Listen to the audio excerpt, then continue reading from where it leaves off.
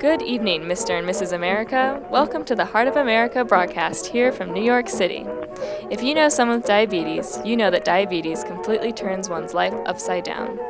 Those who live with diabetes do not live for more than 2 years after being diagnosed, and those years are filled with horribly strict diets. This evening, we welcome William Allen, one of the committee members for the Nobel Prize, to inform us about the 1923 Canadian winners in physiology. Hello, Bill. Thank you for having me today. Hello, William. Can you tell us a little bit about this year's winners of the Nobel Prize in Physiology? Sure thing, Bill. Dr. Frederick Banting and Professor John McLeod won the 1923 Nobel Prize in Physiology for their discovery of insulin. Dr. Banting is a Canadian physician who served in World War I, and Professor McLeod works at the University of Toronto and has written several books. Oh, how fascinating. Might you be able to tell me a little bit more about insulin?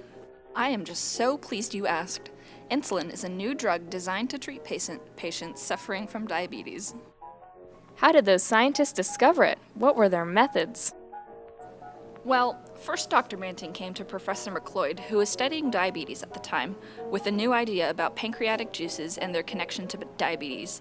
Professor McLeod granted Dr. Banting and his assistant a laboratory and some dogs to test his ideas on.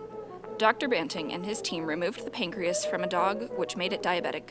They could tell because the dog became weak, had a low blood sugar level, and was quite thirsty. They then removed the non-diabetic dog's pancreas and developed it into an injectable form. How did they know this would work? They injected the new substance into the diabetic dog a few times a day, which resulted in the dog becoming stronger and healthier. They then tested the successful injection on various animals to confirm their results. Did they test on humans? Well, after they purified the substance, they tested on Leonard Thompson, who was 14 years old at the time. Today, Leonard Thompson, the first person to receive this scientific miracle, is joining us to discuss his journey with diabetes. Thank you for having me, William. Thank you for joining us today to tell us all about your journey with diabetes, Leonard. Would you mind telling us a little bit about your life before insulin? Just a few months prior to receiving my very first insulin injection, I was admitted to the Toronto General Hospital, weighing only 65 pounds. I do not remember most of these days before the injection, as I was falling in and out of comas. However, I do remember being on the brink of death. I have heard some scary stories about boys never being able to grow up into their full, powerful potential because of diabetes. What restrictions did diabetes put on your daily life? I was put on a very strict diet, which prevented me from eating any form of sugar and almost led me to starvation. Oh wow, that sounds terrible. How did you feel after your first insulin injection?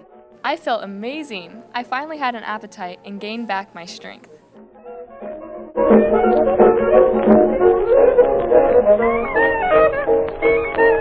That is so great to hear, Leonard. Thank you, neighbors from the north, Leonard and William, for speaking with us today. I can't wait to see how much insulin will help the United States in the future of medicine. Next week's episode, we'll be talking about the Nobel Prize in Literature.